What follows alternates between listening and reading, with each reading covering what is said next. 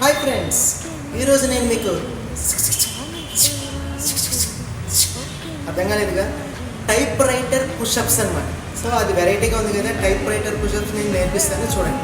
నాకు అంత సరిగ్గా రాలా, కానీ చాలా ట్రై చేస్తున్నాను కొద్దిగా మంచిగా చేసి చూపించడానికి. సో చూడండి. సో ఫస్ట్ ఏంటంటే హ్యాండ్స్ అండ్ లెగ్స్